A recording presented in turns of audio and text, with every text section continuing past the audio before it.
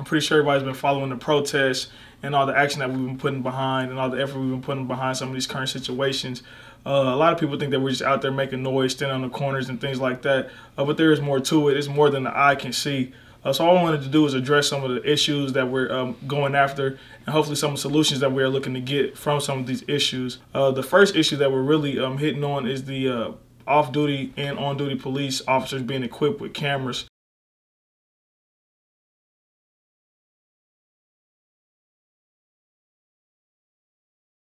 What this basically does is gives us an opportunity to catch everything on film so that we can hold these police officers accountable, so it won't be our word against theirs. So the next thing that we want is to provide the racial profiling board with subpoena power.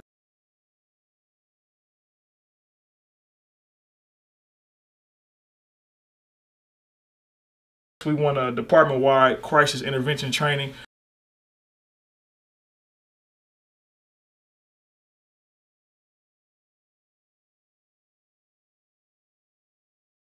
He was suffering from some post-traumatic stress syndrome. He was a war veteran. Unfortunately, when the police officer showed up, they didn't take the right steps to, defuse that situation.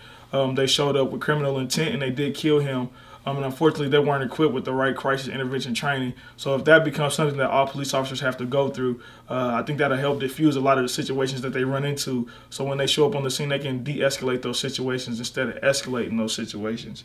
Next, we want better community policing. It's kind of hard to get an officer from Andover, get an officer from Derby, to go to the north side or the south side or whatever side to police that area when they really don't know the demographic of that area. The next thing that we want is transparency during the police-involved shootings.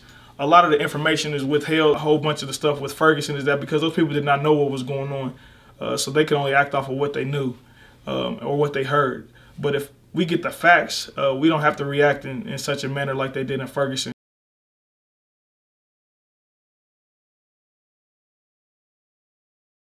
I think it's 9 shootings within the last 2 years, and every officer has been found not guilty. They were found that they were doing their job, as they would put it. But I believe that they're shooting people in cold blood. It's murder. And the only reason that they're getting away with it is because they have a badge. All officer-involved shootings are not okay. And here in the last 2 to 3 years in Kansas, specifically in Wichita, every officer-involved shooting has been okay. And enough is enough. So I just wanted to give you guys, some inside information on why we're doing what we're doing, and some of the things that we're trying to hit on, in doing so. Like I said, we're not out there just making noise. It's more to it than, what meets the eye. And a lot of people say, why are you doing it? And what are you trying to get out of it? So hopefully this video just, enlightens you a little bit more on what we're doing and why we're doing it. And the efforts will continue. We will continue to do peaceful rallies and peaceful protests.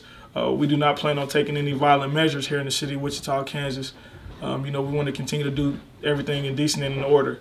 I do appreciate everybody's cooperation and participation, and we will continue to put our best efforts on getting some of these things corrected here in the city.